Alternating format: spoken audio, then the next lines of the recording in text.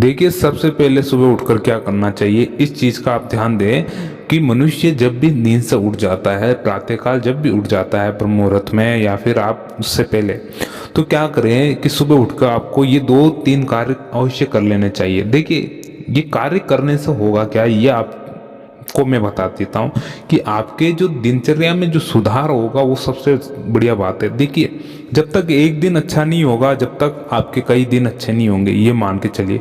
यानी उस एक दिन को अच्छा करना बहुत ज़रूरी है, जब तभी आपके कई दिनों में, महीनों में सुधार हो पाएगा। क्योंकि जो मनुष्य शुरुआत कर देता है उसके लिए सबसे बेहतरीन दिन वो होगा। अब देखिए कि सबसे पहले क्या करना चाहिए। देखिए, आप अगर यहाँ पर है, विदेश में भी रह रहे, कहीं भी रह रहे, तो मेरे मानने में कि ये जो ग्रंथों में भी लिखित है, ये बातें वेद पुराणों में लिखित है, इसका आप मनन कीजिए, इसको करा कीजिए, ताकि इसका जो भी प्रभाव पड़े आप पर, स्वयं पर और आपके परिवारजन पर, आपके बच्चों पर पड़े। अब देखिए, मैं एक चीज़ बता रहा हूँ यहाँ पर, आप इसको थोड़ा ध्यानपूर्वक सुने। सर्वप्रथम जो कार्य होगा आपका वो होगा कि सुबह उठ जाते तो आप धन्यवाद प्रकट करें। किस किस को, उसको भी मैं बताता हूँ। आप 3 जने को आप धन्यवाद दें। सर्वप्रथम अपने माता पिता को इसलिए क्योंकि उन्होंने आपको ये जीवन दिया और इस जीवन में, यानी इस संसार में आपको उत्पन्न किया एक तरह से। दूसरा, उस गुरु को जो आपको ज्ञान देता है, इस संसार के आवागमन का मार्ग बता देता है, उससे मुक्ति का भी मार्ग बता देता है, उस गुरु को धन्यवाद प्रकट करे। तीसरा है जो कि परमपिता परमेश्वर, अर्थात उस भगवान को धन्यवाद दे जिसने आपको ये मौका दिया कि आप एक माँ के घर में जाए और इस पृथ्वी पर, इस संसार में जन्म ले और इस मुक्ति के मार्ग को अर्थात इस मुक्ति पाए इस जीवन से। ये सबसे बड़ा आप पर एक उपकार किया हुआ जो मानव को दिया हुआ है परमपिता परमेश्वर।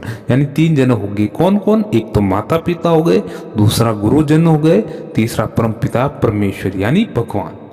अब देखिए, दूसरा कार्य क्या करना है। सबसे पहले आपको दूसरा कार्य हो जाता है, यानी आप जैसे ये कार्य तो जो धन्यवाद प्रकट करने का है ना, धन्यवाद प्रकट करना, और 2-3 ये आपको ना बेड पर बैठे बैठे ही कर लेने। यानी आपकी नींद खुली और आप उठकर बैठे हुए परमात्मा को हाथ जोड़ते हुए धन्यवाद प्रकट, हाथ जोड़ते हुए। देखिए, जो हाथ जोड़ के निवेदन करेगा उसकी प्रभु बहुत जल्द सुनेगा। और आप ऐसे बैठे बैठे उबास ही ले रहे हैं, आलस आ रहा आपको, ऐसे नहीं, हाथ जोड़ के नम्र निवेदन करके प्रभु से, तब आपकी बात सुनी जाएगी आगे। दूसरा, प्रार्थना करना सीख ले। प्रार्थना करना सीख ले आप कि किस तरह से प्रार्थना करने। प्रार्थना, देखिए, कोई लिखित प्रार्थना को याद करने की कोशिश ना करें कि कहीं लिखी हुई आपने बुक में पढ़ी, ऐसी प्रार्थना नहीं कह रहा हूँ।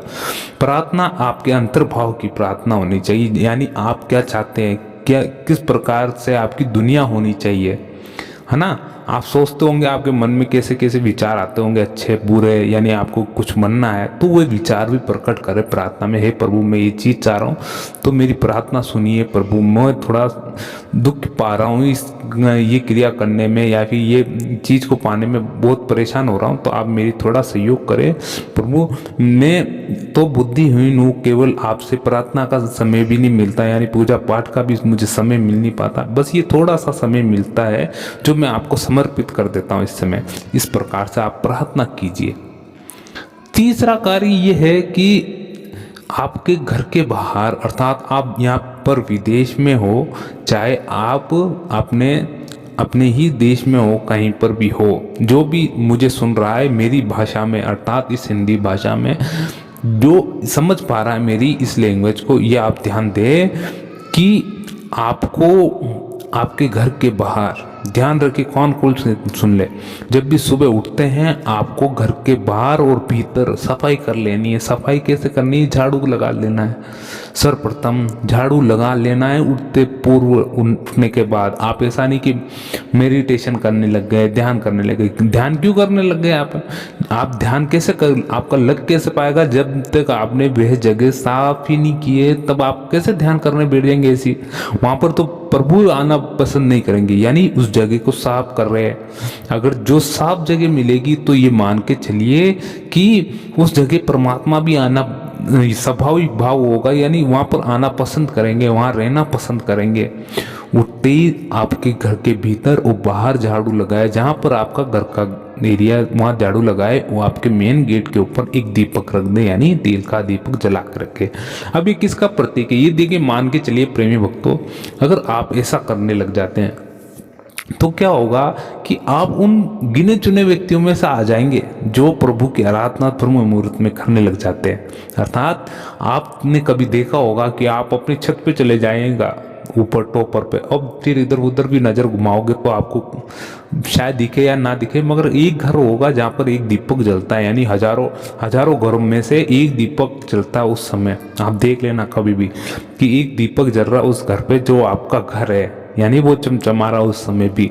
यानी इस घर पर माँ लक्ष्मी की, यानी उस परम पिता परमेश्वर की कृपा होने लगती, यानी इस घर में उजाला हो रहा अब, यानी यहाँ लोग पूजा आराधना या अपनी गतिविधियों में व्यस्त हो गया, यानी ऐसा कार्य करने लग जाए, यानी दिन की शुरुआत आपके जल्दी शुरू कर दे उस दिन, और प्रभु की कृपा प्राप्त होने लगेगी। इसे मान के चले आप इस प्रकार से, यानी आपने अपने जीवन में बहुत सुधार कर लिया अगर ये करने लग जाते। तीन चीजें बहुत होती है, मगर अब देखिए ये होता है कि है तो सीमित, मगर अब आप में से भी काफी जन ऐसे होंगे कि इसको लंबे समय तक कर पाते या नहीं कर पाते। ये असंभव सी बात हो जाती कि किसी चीज को एक बार करना बहुत इजी लगता है कि इतना सही करना है, हम कर लेंगे, आराम से कर लेंगे, मगर एक ही चीज को आपको कम से कम 1000 बार करना पड़े, यानी लाखों बार करना पड़े, तो सोचो कि कैसी स्थिति हो जाएगी।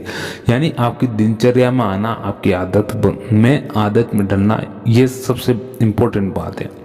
इसलिए इन चीजों का आप ध्यान रखें, यानी इन इम्पोर्टेंट बातों। सर्वप्रथम उठकर धन्यवाद प्रकट करें माता पिता गुरुजन परमपिता परमेश्वर भगवान को। दूसरी प्रार्थना करें हमको। तीसरा अपने मेन गेट पर आप दीपक लगाना शुरू कर दीजिए, यानी ये बहुत अच्छा लगा, मुझको भी अच्छा लगता है कि सुबह सुबह, क्योंकि आप यानी किसके प्रति, एक तो देखिए कि कोई एक साकार रूप में अपने मूर्ति भजन के आगे दीपक रख के सब जलाते हैं, मगर कुछ ऐसे विधि विधान अपने ग्रंथों में है जो काफ़ी कम लोग करते हैं। यानी मेन गेट पे आपके दीपक रखें ऊपर, देखिए फिर देखिए आपके घर में कितने अच्छे एक तरह से बदलाव आना शुरू होंगे। सर्वप्रथम होता बदलाव लाना, अपने आप में बदलाव लाना और अपने परिवार में बदलाव लाना। देखिए प्रेमी भक्तों, आपको ये वीडियो कैसा लगा जरूर कमेंट करके बताएं, और जैसा भी लगा हो तो हमें जरूर कमेंट करके बताएं और लाइक कर दीजिए इस वीडियो को। और मिलते हैं आपसे अगले वीडियो में। जय श्री हरि। ओम नमो भगवते वासुदेवाय।